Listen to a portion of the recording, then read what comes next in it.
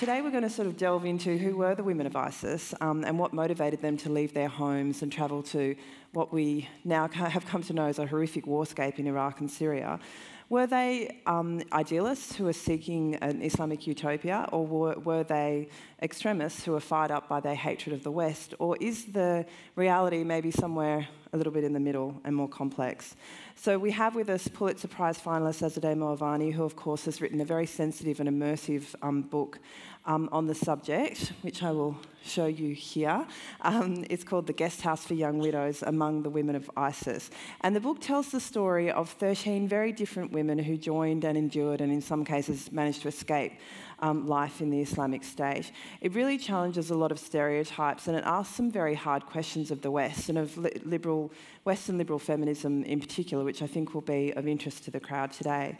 As well as authoring this book, Azadeh has written a memoir called Lipstick Jihad, and she co-authored with the Nobel Prize laureate Shirin Ebadi a book called Iran Awakening. She is of Iranian-American background, and she's lived and reported throughout the Middle East. She's fluent in Farsi and Arabic, and her work on youth culture, women's rights, and Islamic reform has been published all over the world in lots of different publications, including Time, the New York Book Review, the Washington Post, and the Los Angeles Times. And at the moment, she lives in London, where she directs the Gender and Conflict Project at the International Crisis Group. Azadeh, welcome. Thank you.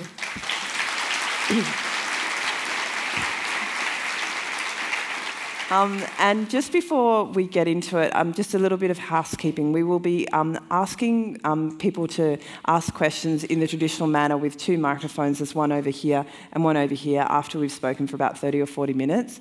But if you're a little bit shy to go up to the microphone, you can also do it via app or via website. So I think there is a URL back here.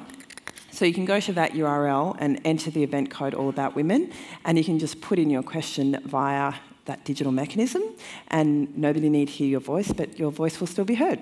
Okay, I really want to dive in because there's so much I want to ask about this fascinating book. To me, Azadeh, the book was really a search for meaning, to make sense of what seemed from the outside like an absolutely incomprehensible choice that these women made. But you were reporting on the Middle East for a long time before the rise of ISIS. Did the rise of ISIS, in particular its appeal to women, surprise you? Well, first of all, thank you. I'm delighted to be here with all of you. Thank you all for coming, and happy Women's Day to all of us. I had covered the Middle East since the late 90s and had always focused on how instability, poor government, repression impact women. I remember reporting the 2003 invasion of Iraq and noticing that one of the first things that happened when Baghdad became insecure was that families started pulling their girls out of school. So sort of looking backwards to see, what was preceding sort of moments of violence or shifts for women in order to try and understand and explain them was habitual for me. When ISIS began marching across Iraq and Syria in 2013-14, I think it was largely theorized and covered in the media as a problem of religion, this kind of pathological ideology that was inexplicable, that was evil, sort of stripped of all its political context, and then even more bewildering, why was it appealing to women? Women from all over the world were streaming into Syria to join this movement, and particularly from the Middle East. And to my mind, being an old Middle East hand, what was absent from so much of that explanation, context, and coverage was the Arab Spring that had preceded the rise of ISIS. I think we all remember the hopeful images of the Arab Spring uprisings of 2011, and the way that women were very much at the forefront of them. They were demanding freedom, opportunity, dignity, an end to repressive government. And they were a generation, especially of very young women, girls, who were demanding and challenging these repressive orders. And so I think it was, and we saw kind of country to country all of that hopeful energy crushed. There was either greater repression or civil war, and it ended up not leading to the sort of aspirations that women were seeking. And I think it was in that moment that ISIS turned and began to direct its messaging, its invitation to many women from these societies who had sought, peaceful pathways to aspirations we would consider legitimate, and had seen that crushed. And I think ISIS pivoted and said, well, come to us. It didn't work out so well for you in Tunisia, in Libya, in Bahrain, and sought to sort of draw all of this vibrant, feminine, energy that had been vital to its own project. And of course, we know that, and we'll talk about, I'm sure, how that ended up being hugely exploitative, that it promised answers to frustrations and desires in a way that it had no intention of delivering. But I think we can only sort of make its appeal intelligible by looking backwards and seeing what directly preceded it in the Arab Spring. One of the ideas that you challenge in your book is that there is a single unifying reason why women would have flocked to ISIS to join the caliphate. But it struck me when I was reading about your subjects that they all felt excluded in some way, and a lot of them were very lonely women, and it seemed that their problems started at home within the family. Would you say that's fair?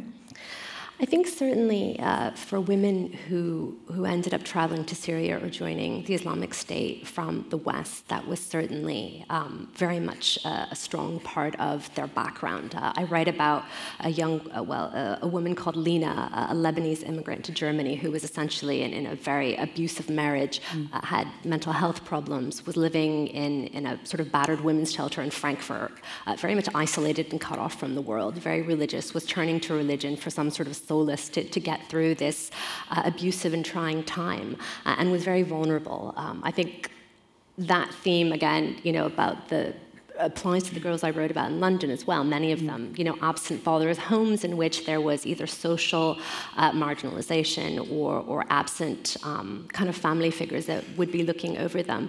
So I think certainly, through the individual stories that comes out. I think when we turn to the women from the Arab world or states like Tunisia, Syria, Iraq, that kind of personal experience is a little bit less revelatory about why so many women kind of were coerced or decided to participate in this, because we're then dealing or looking at countries that were fracturing or experiencing violence or repression or instability on a sort of massive scale.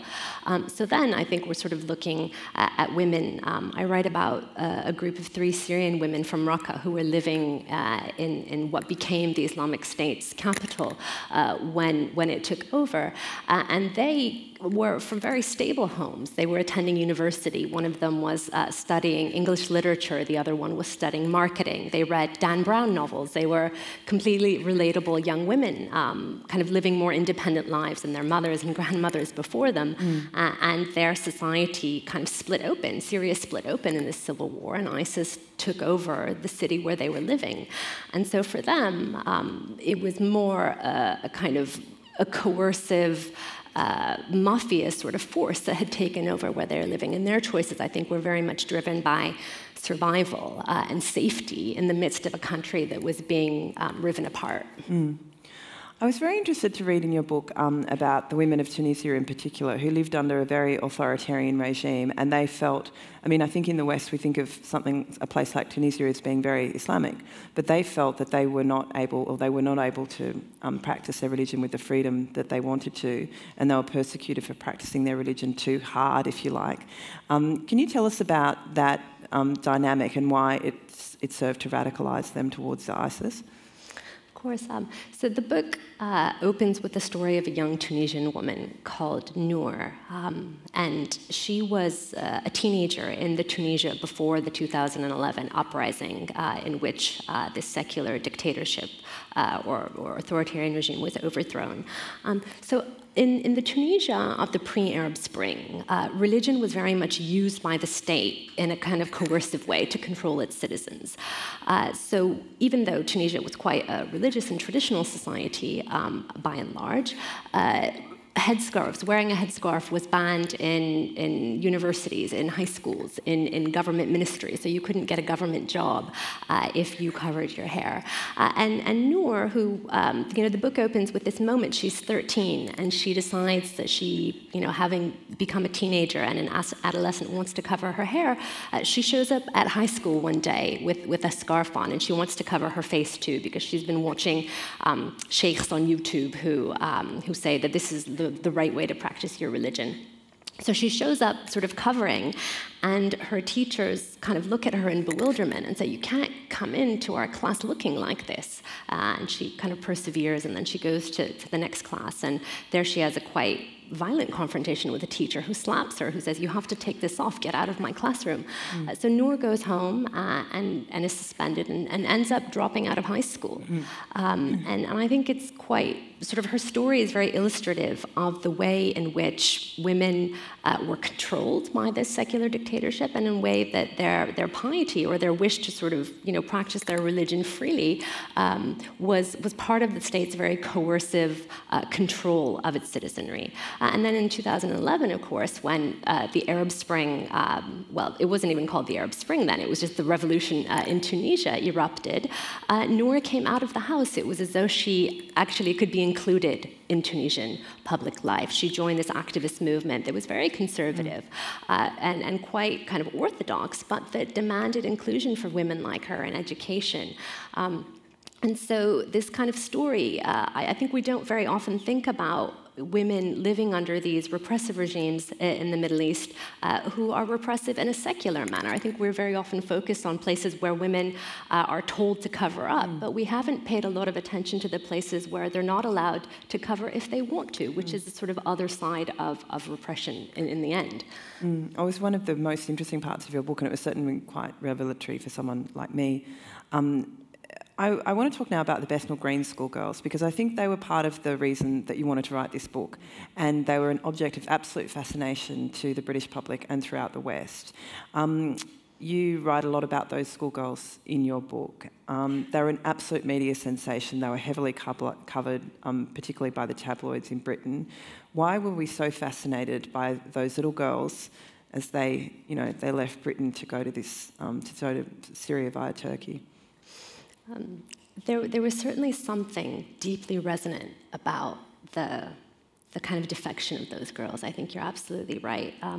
And those images, if you all remember, of them walking through the scanners at the airport, looking like stylish young women off for a city break somewhere in Europe, but really they were going to join the Islamic State. I think there was a real sort of moment that instilled a lot of fear, because if girls like that, popular, bright, London-born teenagers could be groomed or persuaded into thinking that the Islamic State offered something to them, I think there was a moment where it was clear that it could happen to many women, many young women, if it could happen to them. And I was very drawn to the whole project in part because of how the media in Britain started to cover them. They were very young. They were 15 when they were groomed or recruited, and I think it's really important to use that language of grooming, because essentially they were being trafficked or drawn into a group that wanted to marry them off as child brides to soldiers. But the press in Britain wrote about them as though they were already evil. They were written about as whores for the caliphate and concubines, going to service fighters. And there was coverage that really reprimanded state authorities for even trying to find them and get them back. And I remember one columnist saying, it's enough, stop paying attention to these girls. It's time to turn our attention back to our girls. And they were suddenly not our girls anymore. They weren't British anymore.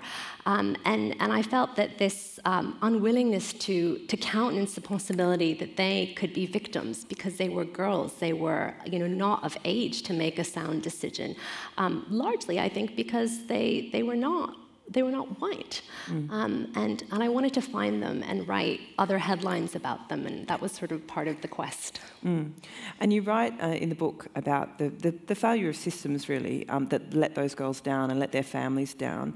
The police failed to intervene, even though there were signs that they should, or they intervened but very ineptly. The school failed to intervene well or properly. Can you tell us a little bit about that, the failure of systems? It was bewildering to people in the UK that this has happened, because of course there's a very kind of overbearing state policies that are meant to spot signs of radicalization. And they're so overbearing that even I, as a sort of university lecturer, if a young woman in one of my classes shows up starting to cover her hair, I'm sort of obliged to go and speak to her and see if she's been radicalized and maybe her thoughts are turning to violence. So, given all of this, how could it have been missed that these girls were changing, that they were dressing more conservatively, that they were meeting with strangers? It was an incredible lapse. I mean, one of them, in the classroom had started arguing in the secondary school in favor of ISIS, and no one alerted the parents to this. Their best friend, there was a girl who went first, so it's really 4 Bethnal Green girls, but we think of the 3. She was a strong personality. She went first, and the police knew, and the school knew, and everyone knew, but no one told the parents of these 3 best friends. They just said, your daughter's friend has disappeared, sort of leaving out the crucial to join ISIS bit of it. So the parents were very much demonized in the press for not having spotted, negligent, what was wrong with them, how could they not have known?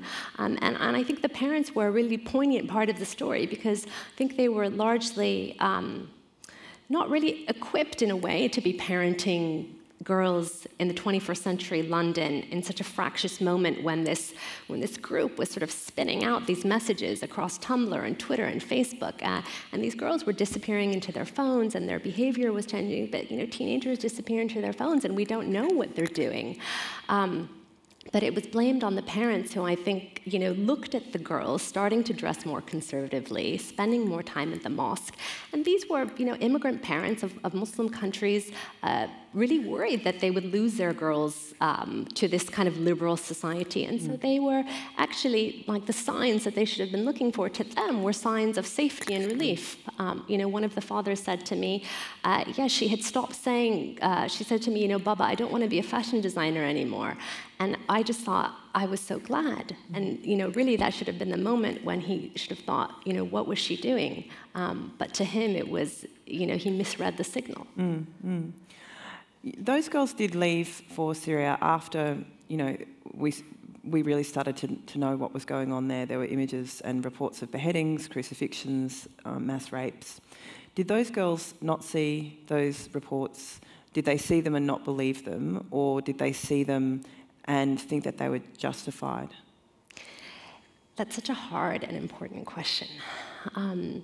Well, so these particular girls, I never had the chance to ask them that question, but I asked other women that question, and got very often a similar range of answers. One was that they didn't believe it, because many of them were living in countries like in Tunisia, where the media was controlled by the state, was used to justify state corruption and brutality and all sorts of abuses in the names of state. And so they either didn't follow, were deeply mistrustful of it, and didn't believe that these things were happening, that it was something that was being deployed to counter what they were starting to think was, a utopian real project. So distrust in media, even other girls that I spoke to in London who didn't end up going but were blocked. So I was able to ask them this. They didn't really read or watch. I mean, teenagers barely, read or follow the news as we know it. But with these girls, I think that there was a deep mistrust of it, because part of it, if you looked at the things that the Bethnal Green girls were saying to each other on Twitter, on social media, there was a lot of talk about injustices that the media didn't cover, Guantanamo or the Rohingya, or all sorts of ways in which Muslims were suffering, Palestine, in ways that the media obfuscated or ignored. So I think that was certainly part of it. But I think we also have to remember that there were different phases. And so women who went earlier in the kind of early period of the Syrian civil war and really thought that it was a just fight against a very brutal authoritarian dictator in Syria. And then, young women who were hearing from their husbands or their fathers or fighters in Syria and Iraq, yes, we engage in this terrible brutality, but it's because the other side is so extreme as well, that the Assad regime is responsible for industrial scale abuses, and this is what we must do. Everyone's hands are bloody. So a kind of a real sort of, I guess, mix of rejection of the media because of its history of reporting on the state or on citizens, and then this kind of narrative of the opponent is equally evil, and this is justified. I want to ask you on that note about female anger and female agency. One of my sort of the most poignant passages of the book to me was when you talk about Sharmina, who was one of the Bethnal Green girls, and you say there were many things that a young girl could do with rage, but it took an attentive, intact family, living rooms with books, a sensitive school, and layers of protection that often didn't exist around these working class girls from East London to introduce those ideas. And you say that there was no space in British society for those girls to discuss their anger. Can you tell me what role do you think female anger had in their radicalisation, and why did they channel it to ISIS, which has the violent control of women really at the heart of its project? I think for very young women, we're talking 13, 14, 15-year-olds. They're just at that moment where their political consciousness is forming. Very often their thinking is quite binary and black and white. Many of them, grew up in families where sort of a deep mistrust of the West, Western foreign policy, was just part of a cultural and social worldview, and that's something that I related to. So I think in many ways they were sort of very ripely positioned to have this mistrust, these grievances, this political anger exploited by a group that came in. Some of the things that ISIS would say in its messaging, especially to young women in Britain, was, society will never respect you. You'll never really count as British because you cover your hair and you deal with all this racism, and they won't even accept you as feminists because of your religion. So sort of applying all of these messages and sort of increasing their sense of alienation, kind of building it or cultivating it. So I think that there was kind of nascent teenage political anger about things that they had inherited or injustices that they saw, and then kind of mixed in with very real kind of identity dilemmas. Do I count as British if I look like this? Will I be accepted as a progressive feminist? Or one of the things, for example, that was like an ISIS meme that was directed to British young women was kind of riffing off of the CoverGirl, the cosmetic kind of ad, Covered Girl. Come here and you won't have to deal with any of these choices. Here you can have it all. And of course, it turned out to be utterly a lie. But it was, I think, sort of playing on these frustrations, desires, challenges that, in and of themselves were quite understandable. This might be a stupid question, but these women obviously went to the caliphate in search of a better life. Was there a brief moment in which they had a better life, or they were able to, have greater freedom of choice in terms of, practicing their religion? Was there any improvement in their lifestyle even for a brief moment? The women that I wrote about, I would say that not really. That pretty much shortly upon arrival, they realized that there would be a great deal of coercion, and that many of the things that ISIS was even teaching them. When women arrived and went to these guest houses, from which the book takes its title, they had to go on courses of religious instruction and some sort of light arms training. And the religious instruction, it was interesting to me, ended up teaching some of these young women sort of basic Islamic principles that they immediately then turned to say, okay, well, if this is the case, that, if this is a jurisprudence around, this kind of a crime, then every day you're flouting it. So very quickly, I think many of them realized that it was actually not this utopian state-building kind of project in which, people could find, Muslims could find a homeland and build a better state than the repressive ones that were on offer, but that it was what we know it to be, a rapacious Syrian, Iraqi insurgency with deeply kind of violent and basically territorially rapacious intentions.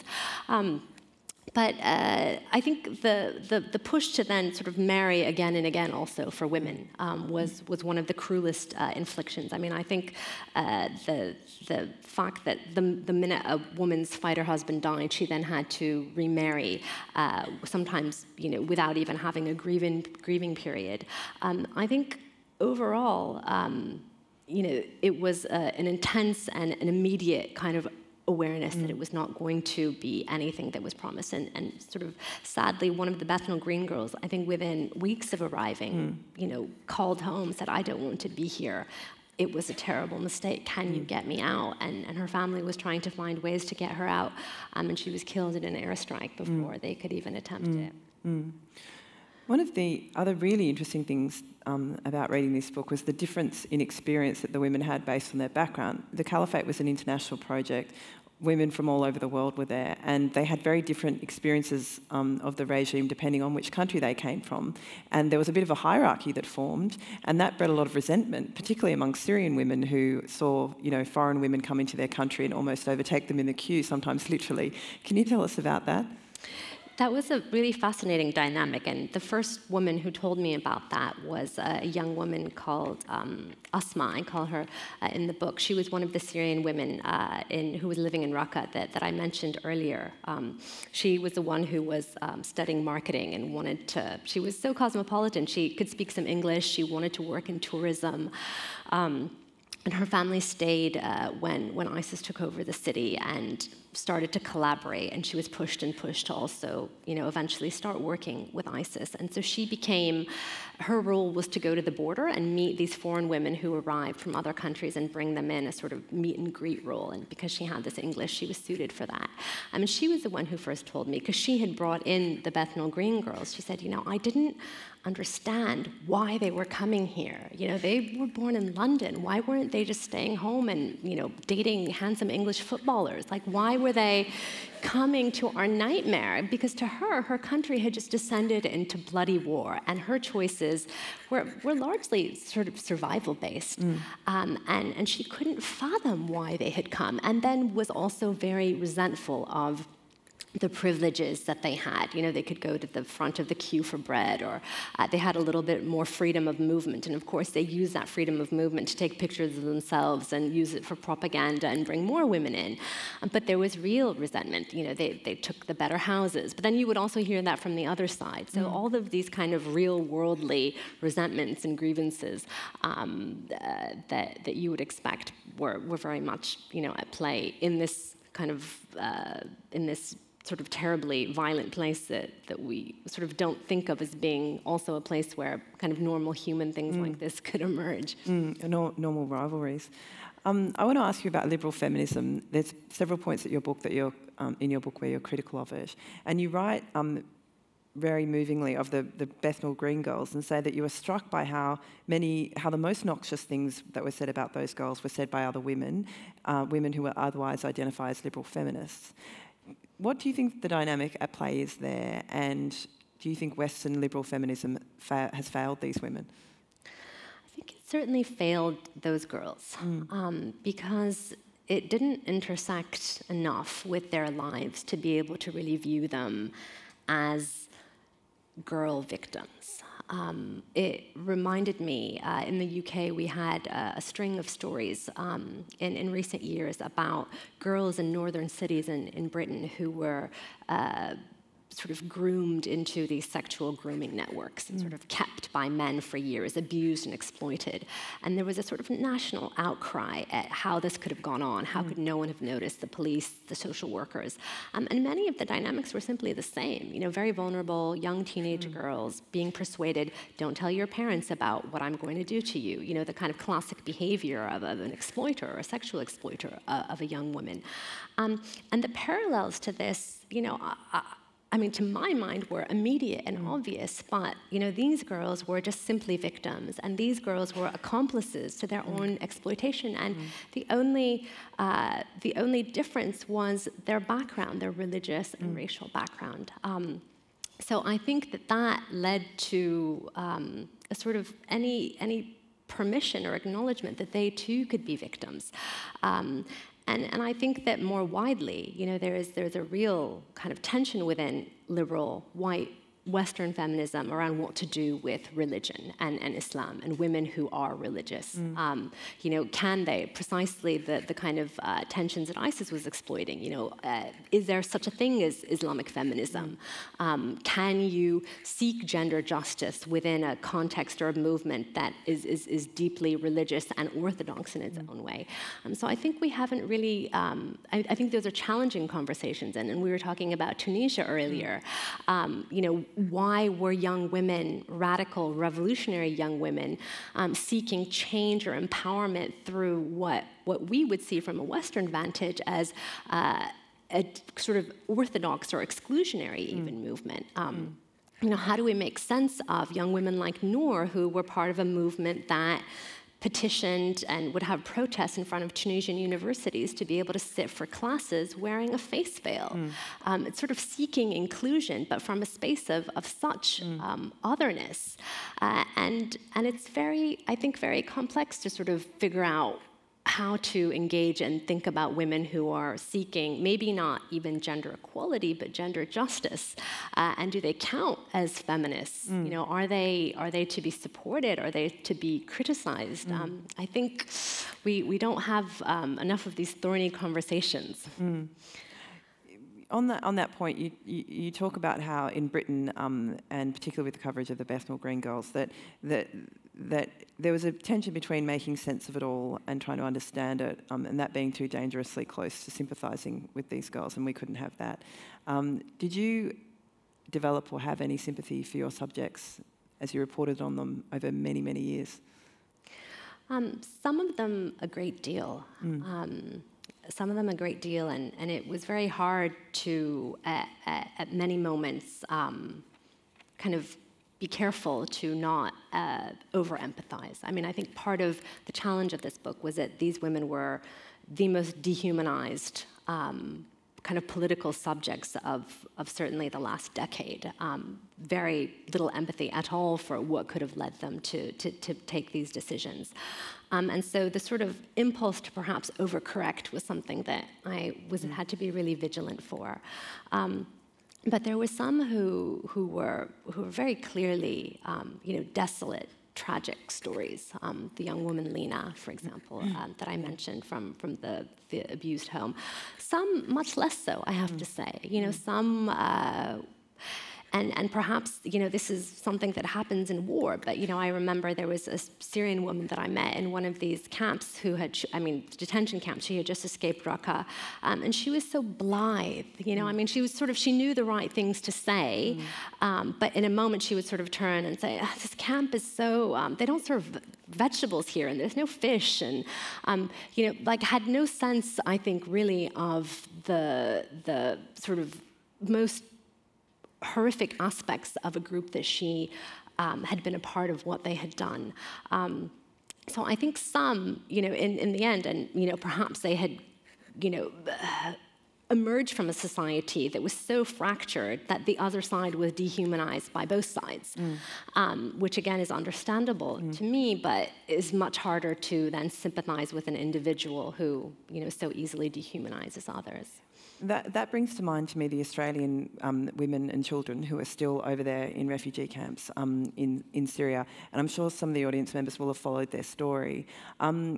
A lot of those women, particularly when they've appeared in the media, there's this real feeling amongst, I think, the public of like, are you sorry enough? Were you a victim or were you an accomplice? And you need to tell us, because otherwise we're not going to help you. What do you think? Nonetheless, it is a very thorny issue for the Australian government. Do they help these women and children get out, or do they leave them there to essentially rot? And I think probably the public would be behind them if they did so, unfortunately. What do you think is the most prudent course of action for the government with these Australian women and children? I know you didn't actually meet any of them in the camps, but you will know their stories, I think. So yeah, I've met some of the families, and I visited the camp or the detention center where they're being held. I spent a lot of time working on this issue because, of course, ISIS is over, but country to country, societies and governments are dealing with exactly this question. What do we do with our women and children nationals who are there, who were affiliated in some way? I think it's just really crucial to not view them all as a monolith, because there are so many different experiences and backgrounds and ways through which women ended up there. Some were genuinely coerced or in positions where they didn't have a lot of choice. Some less so. And I think a policy that recognizes that sort of varying level of experience, and also, an awareness of the different roles women played in ISIS. Some women were very much involved in perpetrating violence, and some women were very much as we were speaking earlier, immediately repented or regretted, tried to escape and had their children taken away, tried to escape and were abused. So the sort of picture of victimhood, the sort of role of perpetrator and victim can be mixed in one woman's experience, or it can be very much tilted to one sort of side or the other. And then, of course, there are many innocent children who did not choose to be taken there and did not choose to be born into such a situation, and are living in a place that is like an ISIS detention center, because there are women in there who are still fervent ISIS supporters who, stab camp guards, and there's no access to any kind of healthcare or any kind of medicine. I mean, the water is polluted. I mean, it is a nightmarish place. So in the end, I think states do have, of course, a duty to keep their citizens at home safe. I think it's important to acknowledge that. But also are capable of differentiating within or amongst their citizens who are there. They can bring back those who are deemed not risky at all, or very little risk, and who are the most vulnerable, and of course the children. So I think there's a quite kind of nuanced set of responses that are possible for governments that would be in line with even security concerns, because I think, there are a lot of arguments across Europe, and I heard this, that bringing women back and keeping an eye on them, prosecuting them, is in a way much safer than sort of allowing 13,000 women and children to remain in this sort of no man's land part of Syria, where they can escape, they can cross back into their home countries undetected. So for a whole sort of myriad of reasons, there are smarter and more targeted ways of dealing with repatriation that can be humane and can start with those that are just kind of a no-brainer. I mean, someone who your intelligence agencies know is not going to be a threat and who is deeply suffering and who has 3 children, simply should be brought home.